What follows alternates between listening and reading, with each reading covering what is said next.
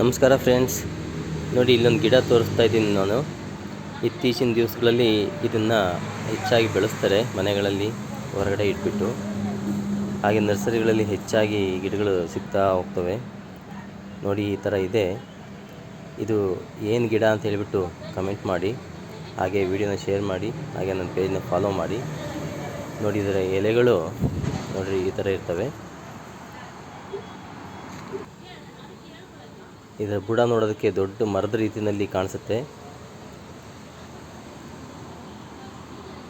ನೋಡಿದರೆ ಏನೋ ಒಂಥರ ಖುಷಿ ಅನಿಸುತ್ತೆ ಈ ಗಿಡವನ್ನು. ನೋಡಿದರೆ ಎಲೆಗಳು ಈ ಥರ ಇರ್ತವೆ. ಇದರ ಹೆಸರು ಏನು ಅಂತ ಹೇಳಿಬಿಟ್ಟು ಕಮೆಂಟ್ ಮಾಡಿ.